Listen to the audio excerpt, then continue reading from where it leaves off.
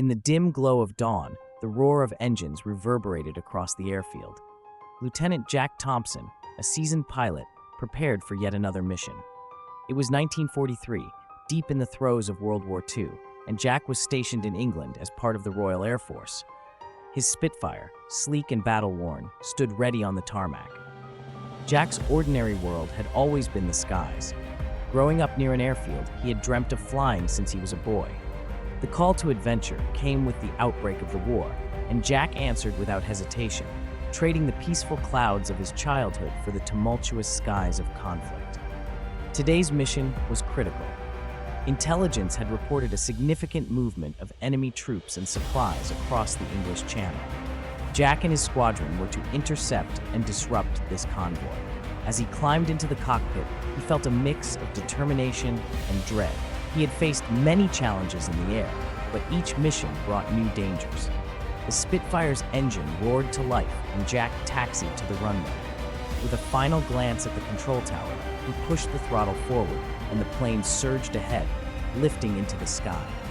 The familiar thrill of flight washed over him, but he couldn't ignore the weight of responsibility that came with it. High above the channel, the squadron spotted the enemy convoy. A flurry of radio communications filled the air as they organized their attack.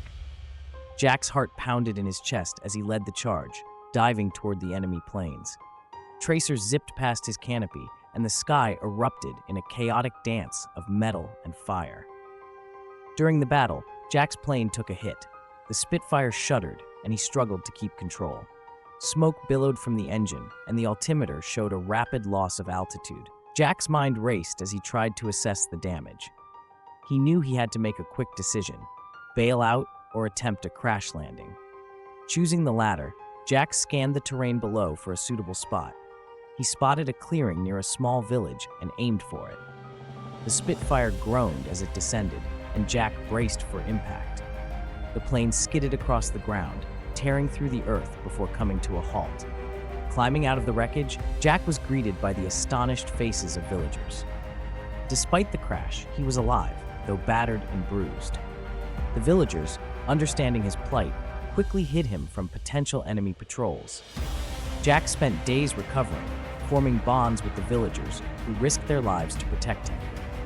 News of the squadron's success reached Jack while he was still in hiding. They had managed to disrupt the enemy convoy, dealing a significant blow to their operations. It was a bittersweet victory, knowing he had lost friends in the battle, but it strengthened his resolve to continue the fight.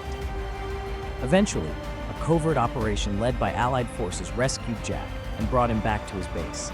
His comrades greeted him with relief and admiration. Jack had become a symbol of resilience and courage, inspiring those around him. The war continued, but Jack's perspective had shifted. He fought not just for his country, but for the people he had met, the lives he had touched. Each mission carried the weight of those who depended on him, and he flew with renewed purpose. When the war finally ended, Jack returned to the village that had saved him. He was welcomed with open arms, and he knew that despite the horrors of war, he had found a new family. Jack's story became one of hope and perseverance, a reminder that even in the darkest times, the human spirit could soar above the chaos, bringing light and hope to those below.